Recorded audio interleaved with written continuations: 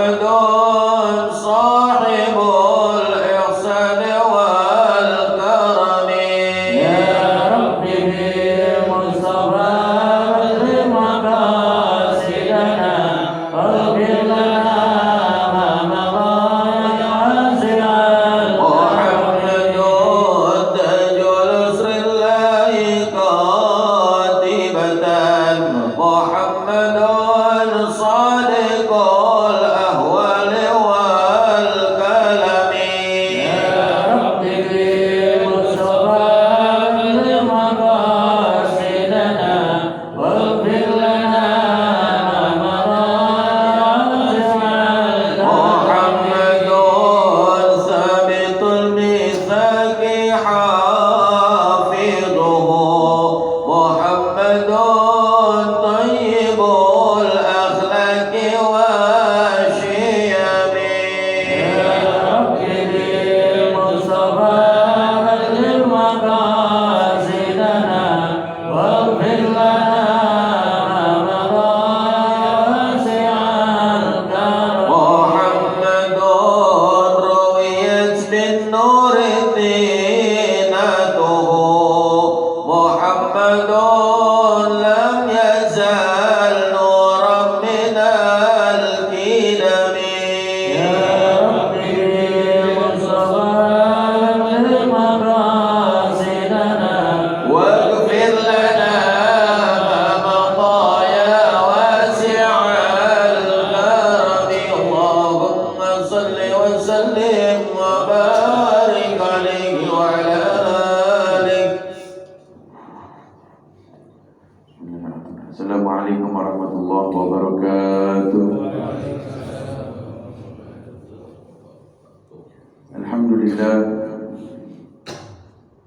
Alhamdulillahi Rabbil Alamin wa bihi nasta'in ala umuri dunya wal din wassalatu wassalamu ala asyrafil anbiya'i wal mursalin sayyidina wa habibina wa syafi'ina wa maulana Muhammadin al-fatih lima ughliqa wal khatim lima sabaqa nasiril haqqi bil haqq wal hadi ila siratikal mustaqim wa ala alihi wa sahbihi haqqa qadrihi wa miqdaril azim.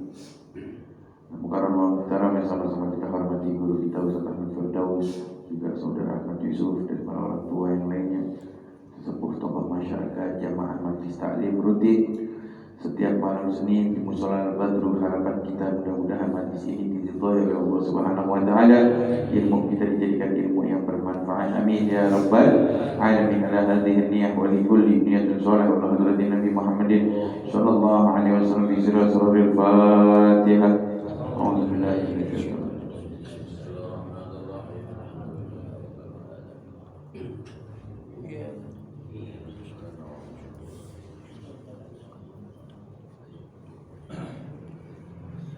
Alhamdulillah, puji syukur kita kehadirat Allah Subhanahu wa taala yang mengumpulkan kita kembali di majlis yang insyaallah barokah diridhai oleh Allah Subhanahu wa taala. Di dalam kitab ini, di dalam kitab Muqasyafatul Qulub yang dikarang oleh Imam Ghazali Muhammad bin Muhammad Al-Ghazali wa Ibn Al-Arabi, beliau mengajarkan kepada kita agar kita menjadi hamba-hambanya Allah Subhanahu wa taala yang zahir wa batin kita bersihkan kepada Allah Subhanahu wa taala. Kitab ini menjelaskan tentang tasawuf yang mana dalam maqalah ulama mengatakan wa man tatafaqqah fa la tatasawwaf faqad tasaddaq. Sebaliknya wa man tatasawwaf wa la tatafaqqah faqad tasaddaq. Siapa-siapa yang berguru ilmunya cuma ilmu fikih doang tanpa ilmu tasawuf, dia akan tersesat. Sebaliknya, dia menuntut ilmu tasawuf saja, tidak mau menuntut ilmu fikih, dia akan tersesat.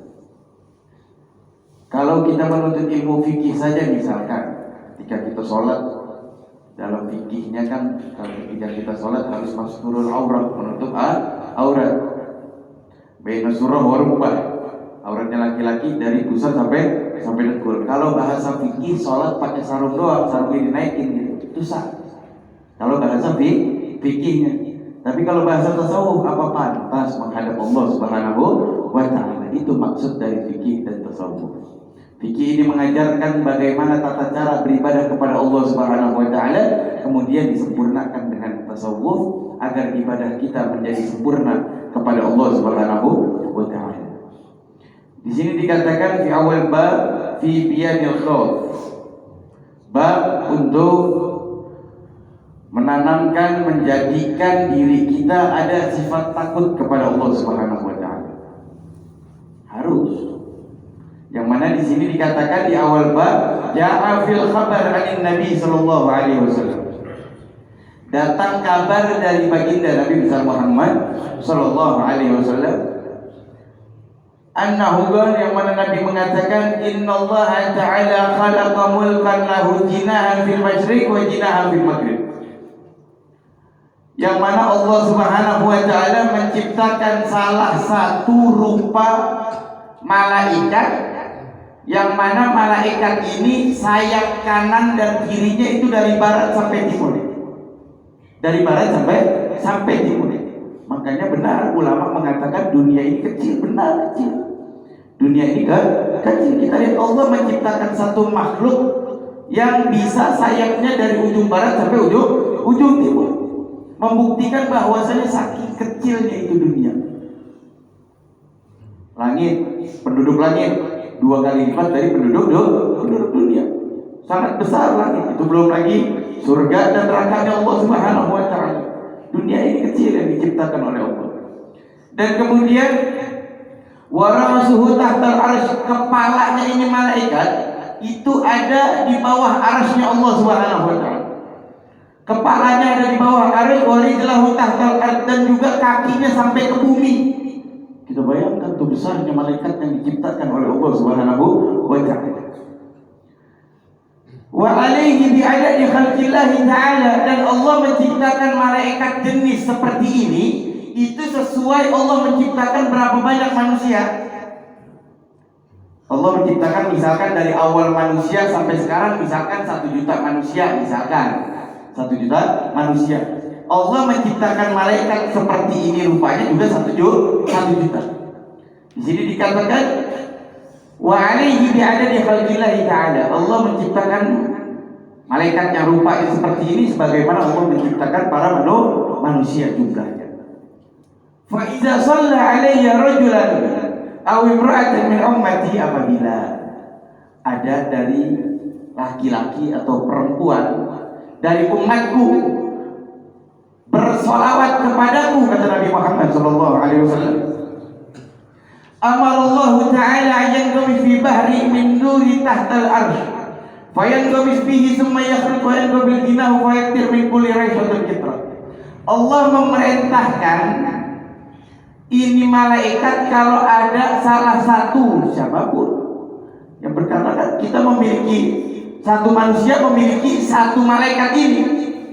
Kalau kita bersolawat kepada Nabi Muhammad SAW, Allah memerintahkan malaikat tersebut yang rupanya seperti itu untuk berendam di lautan cahaya di bawah arsy Allah Subhanahu wa taala. Ketika sudah berendam di lautan cahaya, bangunlah malaikat tersebut fayanqamis, mengibaskan sayapnya. Ketika mengibaskan sayapnya, di sini dikatakan wa yanqurkina fayatir min kulli raisatin kitra.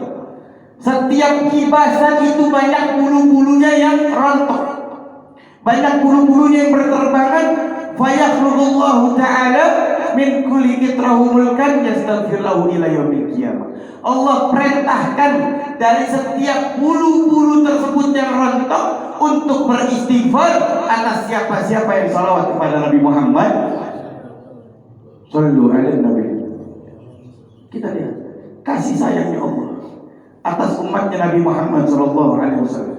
Allah khususkan satu malaikat untuk orang yang bersolawat. Kita lihat, kalau kita jangan kita samakan malaikat ini dengan ayam, tidak. Maksudnya kita lihat bulu ayam, satu tangkai bulu ayam itu ada berapa bulu? Nah seperti itu, ada berapa banyak bulu? Itu baru satu tangkai. Tapi berapa banyak itu yang rontok ketika mengibaskan sayapnya. Kita lihat kasih sayangnya Allah atas umatnya baginda Nabi besar Muhammad sallallahu alaihi wasallam. Maka dari itu jangan kurang-kurang maksud beliau. Diawali dengan hadis dari Nabi Muhammad SAW agar kita tidak melupakan sholawat kepada Nabi Muhammad SAW. Dan kemudian di sini dikatakan qala ba'dul hukama, para hakim mengatakan salamatul jasad fi qillatit ta'am. Selamatnya jasad, tubuh kita ini akan selamat. Tubuh kita akan sehat walafiat. Tubuh kita ini tidak banyak penyakitnya. Fikir latih ta'am, kalau makannya sedikit. Kalau makannya kita jaga. Saya pernah duduk sama orang tua, yang mana orang tua tersebut ini di daerah Bekasi, Kayu Ringin, umurnya 98 tahun masih ngeronda. 98 tahun masih ngeronda, malah ngajak yang muda-muda untuk nemenin rondanya. Sakit sekali. Kemudian saya tanya, namanya Om Buleto, kok bisa sehat kayak begini? Kok umur 98 tahun masih kuat, jam 2 malam ngeronda, sehat walafiat? Ini Om Buleto jawab, saya itu dari dulu, dari kecil sampai sekarang saya nggak tahu rasanya mie. Dari kecil sampai sekarang saya nggak tahu rasanya mie. Kalau kita kan pagi mie goreng, siang mie ayam, malam mie gacoan, kan begitu. Macam-macam yang kita makan. Kita lihat orang tua ini umur 98 tahun masih sehat walafiat. Kenapa? Menjaga makanannya. Menjaga makanan sesuai dengan kalimat ini. Salamatul jasad, ini tubuh akan nikmat, jauh dari penyakit, terhindar dari berbagai macam penyakit kalau kita sedikit makannya atau menjaga makanan. Dan kemudian di sini dikatakan wasalamatur ruh fi qillatil adab. Ruh kita akan selamat kalau tidak ada perkataan buruk yang keluar dari mulut kita. Ruh kita kan nanti akan hidup di akhirat. Itu tidak akan selamat kalau di dunia mulutnya kotor. Tidak akan selamat ruh kita di akhirat nanti kalau selama di dunia mulut kita kotor. Kenapa tidak selamat? Banyak hisabnya. Banyak hisabnya dari lisan kita. Dan kemudian wasalamatud din fi sholati ala khairil anam. Dan selamatnya agama, selamatnya ini din, agamanya Allah yang diturunkan kepada Nabi Muhammad SAW dengan salawat kepada baginda Nabi besar Muhammad SAW. Bahkan ketika masuk virus corona di pertengahan 2019 lalu, ada salah satu wali min auliyaillah yang ada di Yaman memimpikan baginda Nabi besar Muhammad SAW. Langsung ditanyakan kepada Nabi Muhammad SAW tentang bagaimana menyelamatkan diri dari fitnah corona tersebut, menyelamatkan diri dari virus corona tersebut. Nabi menjawab apa? Shalli alayya, salawat kepada baginda Nabi besar Muhammad SAW. Itu akan menyelamatkan, bukan menyelamatkan diri saya, agama akan selamat kalau kita menjaga salawat kepada Nabi Muhammad SAW. Kita lihat sholat ditolak, ditolak. Kalau at-tahiyatnya tidak kita bawakan salawat kepada Nabi Muhammad SAW.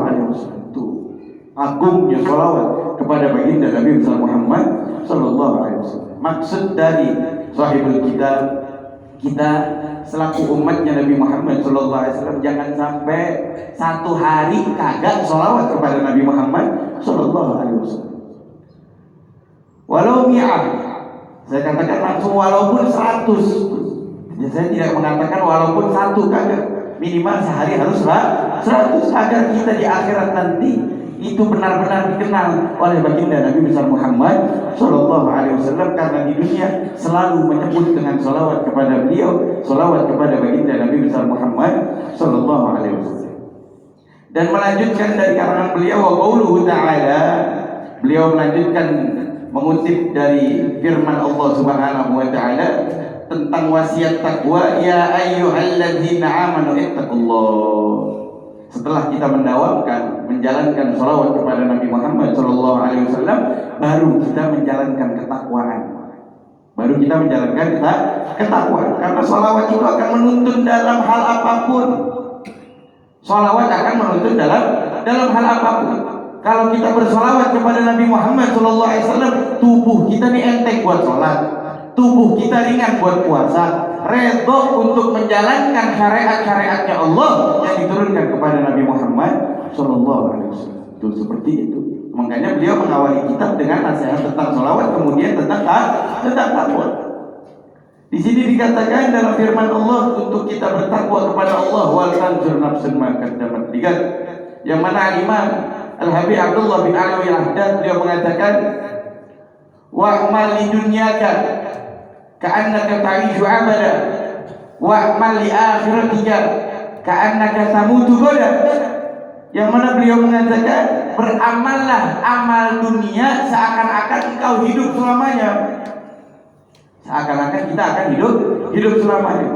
Misalkan kita pengen dunia, apa aja dunia, perkara dunia, pengen handphone, pengen motor, pengen mobil.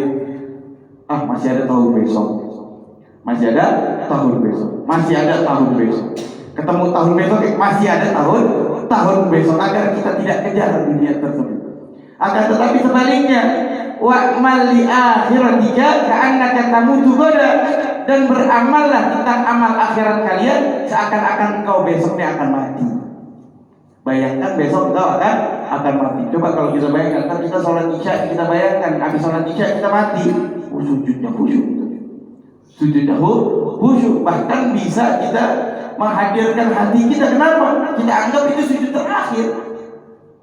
Kita akan hadir itu hati kita, benar-benar bertobat kepada Allah Subhanahu wa Ta'ala. Karena yang kita bayangkan ketika kita beramal tentang amal akhirat, sholatkah, puasakah, sedekahkah, itu kita anggap itu amal yang terakhir, karena kita akan dicabut nyawanya oleh Allah Subhanahu wa Ta'ala. Seperti itu. Di sini dikatakan, wa tanzur nafsun ma qaddamat ligat wattaqullah innallaha khabirun bima ta'malun. Allah itu mengetahui kita. Allah menyaksikan kita. Dikatakan minal khairi wa syarri, dari baik buruknya kita disaksikan oleh Allah Subhanahu wa Ta'ala.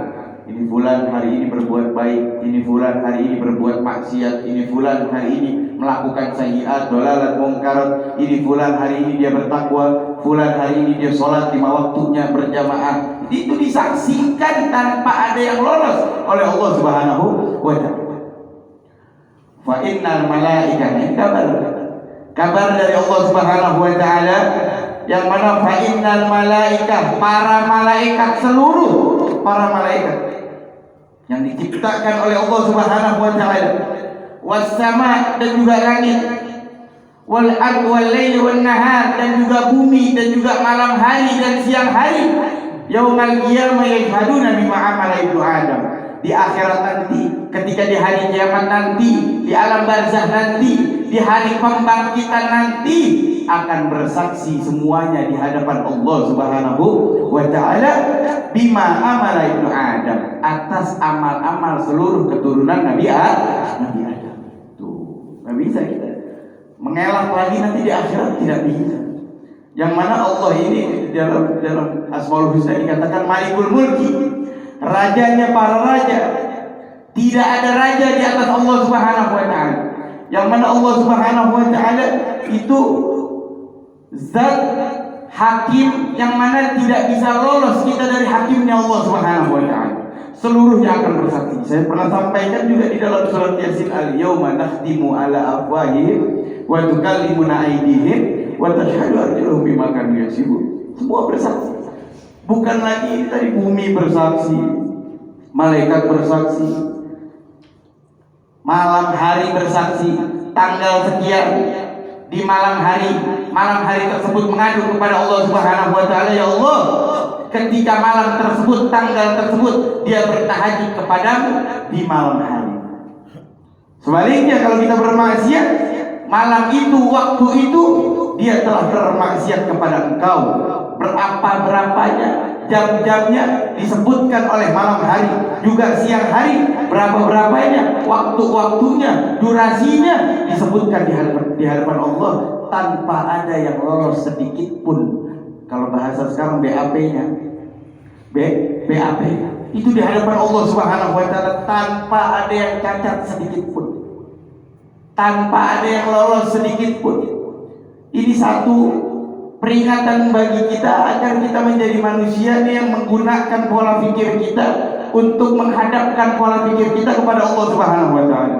Oh, kerja wajib, mencari dunia tanggung jawab kita atas keluarga kita. Akan tetapi jangan sampai dunia tersebut menghalangi untuk menuju kepada Allah dan menuju kepada baginda Nabi besar Muhammad sallallahu alaihi wasallam.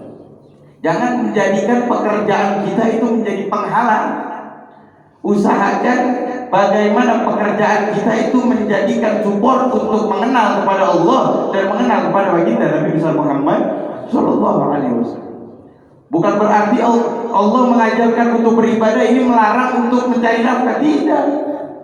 Ketika itu Nabi bertemu dengan salah satu sahabatnya, dengan salah satu orang Arab, bersalaman dengan Nabi Muhammad SAW.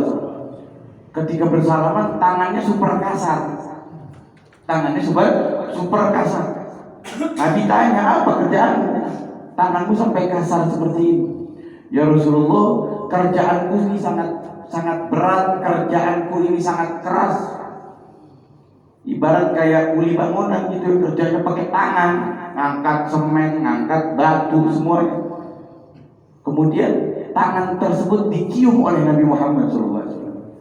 Tangannya dicium, ketika dicium Nabi sambil mengatakan, demi Allah, tangan-tangan orang yang ikhlas, tubuh-tubuh orang yang ikhlas mencari nafkah untuk menghidupkan keluarganya, haram disentuh api nerakanya Allah Subhanahu wa taala.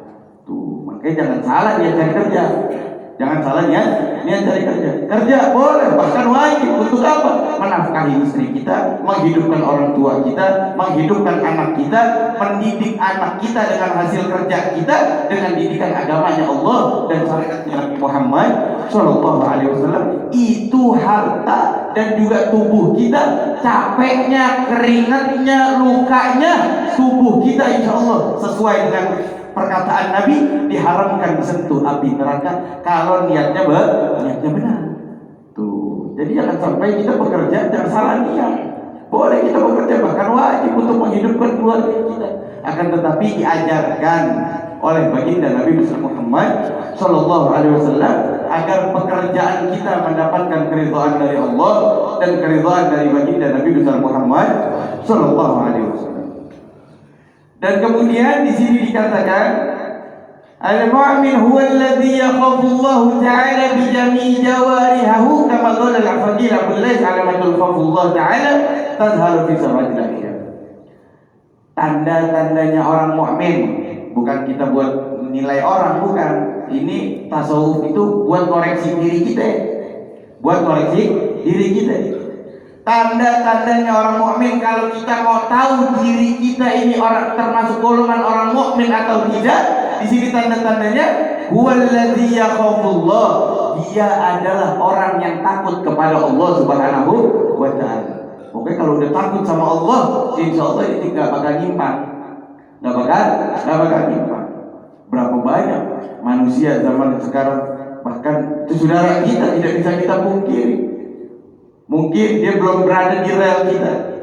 Visi misinya baginda Nabi besar Muhammad sallallahu alaihi wasallam yang dikatakan oleh Habib Sugeng Baharun, beliau mengatakan visi misinya Nabi Muhammad sallallahu alaihi wasallam itu menjadikan seluruh umatnya berada di surganya Allah Subhanahu wa taala. Biarpun pemabuk, biarpun penzina, biarpun orang tersebut banyak maksiatnya, tetap keinginan Nabi dia berada di surganya Allah Subhanahu wa taala. Tetapi Nabi sudah tiada. Tugas siapa? Tugas orang mukmin yang ada di sekitarnya agar dia mengajak di jalur yang benar, mengajak di jalur baginda Nabi besar Muhammad sallallahu alaihi wasallam. Seperti itu. Yang mana di sini al-mu'min huwa alladhi yakhafullah. Tanda-tandanya orang mukmin, kalau kita mau tahu diri kita ini orang mukmin apa bukan, tanda-tandanya orang mukmin itu takut kepada Allah. Sebagaimana dikatakan yakhafullahu ta'ala bi jami'i jawarihi, tanda-tandanya orang mukmin yang dia adalah yang takut kepada Allah bi jami'i jawarihi, atas seluruh organ tubuhnya. Mata, ketika ada perkara yang sekiranya kalau kita lihat menjadi maksiat mata, kita hindarkan. Kenapa? Takut kepada Allah. Kalau mata kita menjadi golongan mata yang tersebut, insya Allah berarti kita menjadi golongan orang mukmin. Berapa banyak orang nih zaman sekarang lahir dalam keadaan Islam, bahkan beriman kepada Allah Subhanahu wa taala, akan tetapi seluruh organ tubuhnya sangat berani bahkan menantang kepada Allah Subhanahu wa taala. Dia tidak menjaga lisannya, dia tidak menjaga mata, dia tidak menjaga tangannya, dia tidak menjaga perutnya, dia tidak menjaga hatinya. Kalau dia berhasil menjaga seluruh organ tubuhnya menjadi organ tubuh yang takut kepada Allah, berarti dia mutlak murni orang yang mukmin kepada Allah dan kepada baginda Nabi besar Muhammad sallallahu alaihi wasallam. Itu tugas kita, tugas diri kita. Jangan kita mengoreksi orang lain. Ketika kita belajar tasawuf, itu kita untuk koreksi diri sendiri. Ilmu itu untuk koreksi diri kita sendiri. Benar kan ini sholat kita?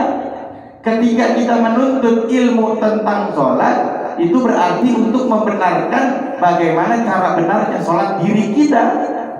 Jangan untuk mengoreksi orang lain. Kecuali kita nampak ada orang yang sholatnya salah, boleh kita tegur, boleh kita tegur. Jangan ketika kita memiliki ilmu, kita cari kesalahan orang dengan ilmu kita. Jangan. Bukan seperti itu ajaran syariatnya Nabi Muhammad SAW. Ketika kita memiliki ilmu, itu harus kita untuk mengoreksi diri kita, bertabayun di depan kaca, bertabayun di malam hari, menghadap kepada Allah Subhanahu wa taala, agar kita menjadi hamba-hamba yang ditetapkan golbun sofi, hati kita yang bersih, bertakwa kepada Allah dan kepada baginda Nabi besar Muhammad sallallahu alaihi wasallam. Dan kemudian di sini dikatakan oleh Abul Laits, Al-Imam Abul Laits, beliau mengatakan seorang faqih, alamatul khaufullah ta'ala tadharu fi sabatil asya.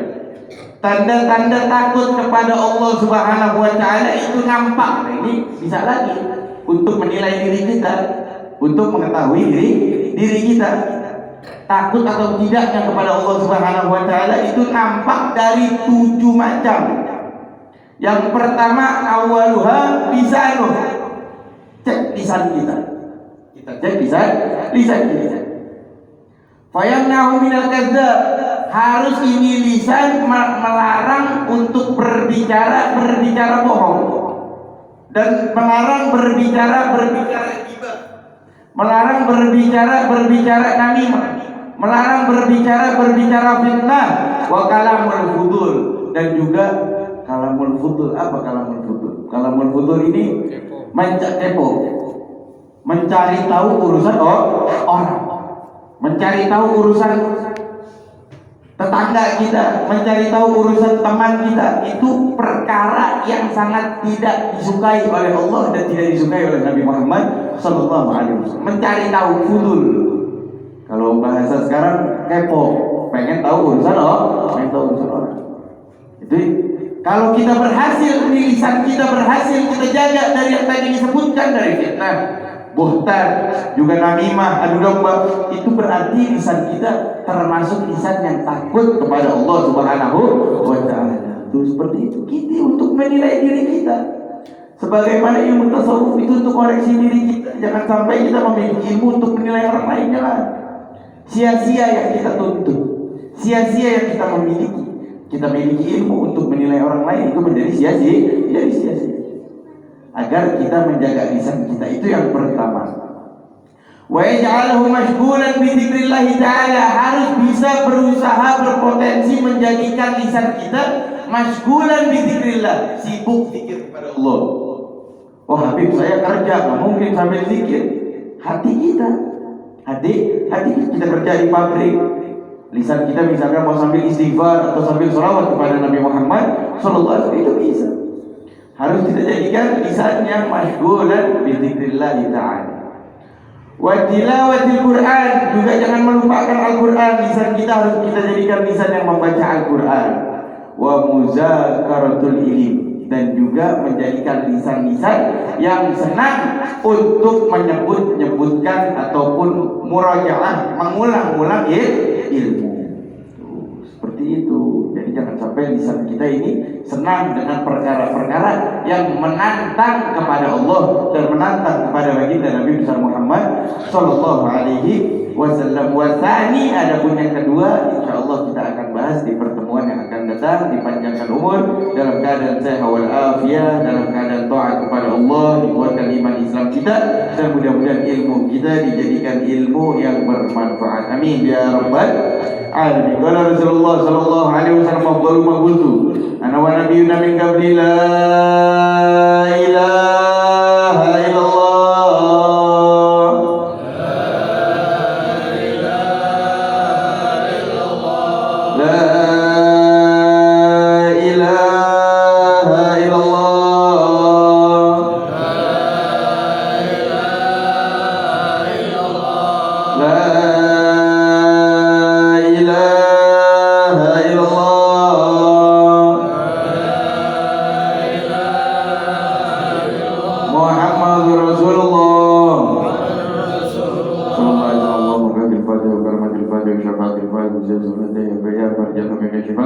Ya man ya'ti ya fil wa rabbi bil musafa wa lima qasidana wa fil lana ma wadaya wa sir karim sallallahu alaihi wasallam Muhammadin nabil umi wa ala alihi wa sahbihi wasallam walhamdulillahi rabbil alamin. Hadirin yang dirahmati Allah Subhanahu wa taala, al-fakir insyaallah akan merayakan peringatan Maulid Nabi Muhammad sallallahu alaihi wasallam pada tanggal 1 malam 2 tanggal 1 Januari malam 2 Ahad malam Senin 2023, dan al-fakir titip donatur sama Saudara Yusuf ada 15, dan mudah-mudahan yang ingin menyisihkan untuk peringatan Maulid baginda Nabi besar Muhammad sallallahu alaihi wasallam bisa dititipkan kepada Saudara Yusuf, mudah-mudahan menjadi amal jariah. Amin ya rabbal alamin.